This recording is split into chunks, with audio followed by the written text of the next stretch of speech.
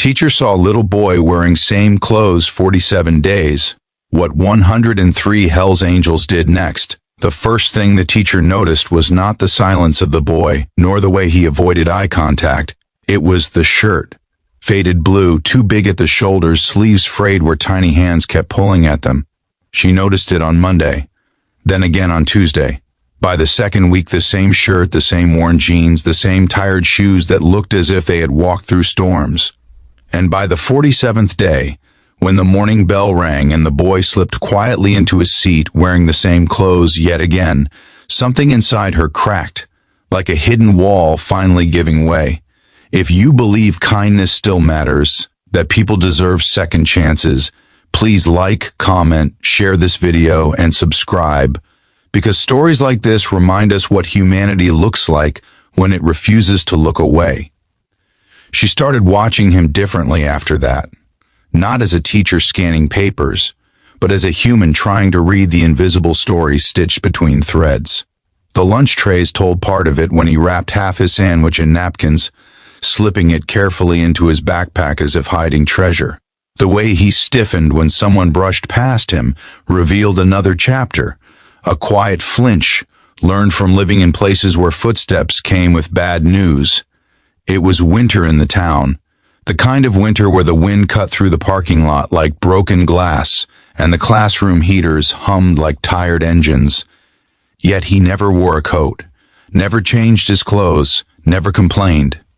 She began to imagine the nights he must be living through. A house maybe, but not always warm, maybe crowded, maybe breaking apart in ways children never know how to explain.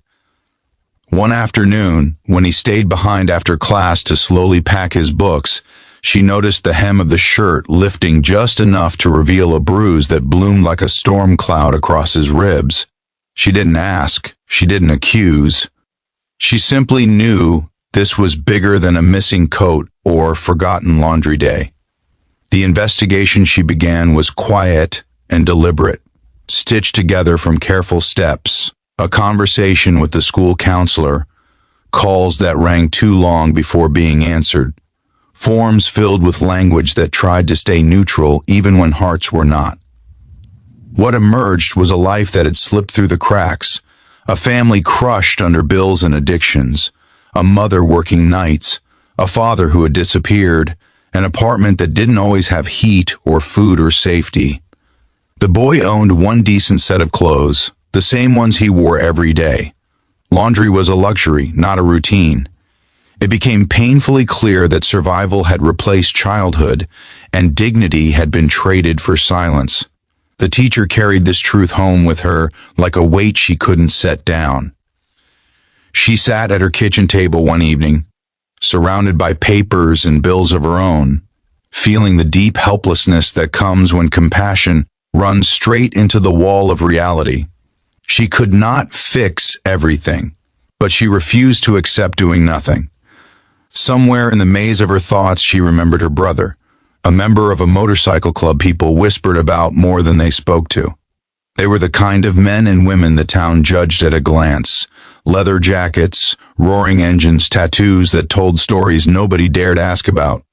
Among them were a few who rode under the name Hell's Angels, a name wrapped in myth, suspicion, and headlines that never told the full truth. She hesitated before calling, aware of the stereotypes, aware of the questions it would raise, aware of the risk of asking.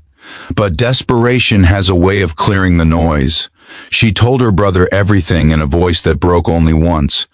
What happened next unfolded quietly at first, then grew into something bright and unstoppable.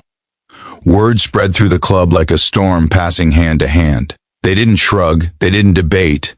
They simply asked what was needed. Over the next week, the sound of engines became a promise carried by winter air. Members drove from nearby towns, not to intimidate, but to gather. They pooled resources, called in favors, opened wallets without hesitation. Within days, there were boxes stacked taller than the boy, filled with new clothes. Jeans, shirts, winter coats so warm they felt like embraces. Shoes sturdy enough to carry him through years of playgrounds and sidewalks. They stocked the pantry of his home until the shelves bowed under the weight of canned goods, cereal, pasta, fruit, and milk. A local mechanic fixed the failing heater. Another member secured a bunk bed so the boy no longer had to sleep on the floor. Someone else arranged school supplies, gift cards, and grocery deliveries. What outsiders would have expected to be chaos became a choreography of compassion. They didn't ask for thanks. They didn't take pictures. They simply showed up, quietly, again and again, until the emergency began to look like hope. The teacher watched the change bloom slowly. First, the boy arrived with a new jacket, zipped all the way up, eyes still cautious but warmer. A few days later he came with different shirts, colors replacing the faded blue. His posture shifted, as if invisible hands had finally stopped pressing down on his shoulders. He raised his hand more often, not because the material suddenly became easier, but because he no longer felt ashamed of simply being seen. At lunch, he ate without hiding food away. He even smiled once, a small, fleeting curve that felt like sunrise. The teacher found herself blinking back tears more than once, not because everything was magically fixed, but because dignity had returned to a child who had almost forgotten what it felt like. And in the background, the engines still came and went. Each ride another quiet reminder that compassion sometimes wears leather and rides on two wheels. As weeks turned into months, the boy stopped looking. Like a secret, his grades climbed. His eyes steadied. He began to stay after class, not from exhaustion, but from curiosity, asking questions about science and books in distant cities. His home became safer, his nights warmer, his laughter louder. The teacher never forgot how easily the story could have gone the other way, how close he was to disappearing into statistics and whispers. She kept the first faded shirt folded at the back of her desk drawer, not as a symbol of pity, but as a promise to never ignore the quiet signs again. Before the end of the school year, she attended a small community gathering where those who had helped stood in the back, arms crossed, shy under the attention they didn't seek. She knew that behind the leather and reputation, there were hearts fierce enough to fight for a child they barely knew. If this story has touched your heart even a little, please consider liking, sharing, commenting, and subscribing, not for numbers, but to keep reminders of kindness alive. Just before we reach the end, I want to ask you something simple. Write in the comments what kindness means to you and who first showed it to you. Because when the boy walked across the stage at the end of that year to receive a small certificate for improvement, he wasn't just carrying paper. He was carrying every unseen hand that had lifted him when the world felt too heavy. He didn't know the full story. He didn't know about the late-night phone calls, the miles traveled, the strangers who decided he mattered. But he felt it every time he zipped his jacket, opened a full refrigerator, or slept without shivering. And maybe that is what true help looks like, something so steady and gentle that it feels almost like the world itself correcting course.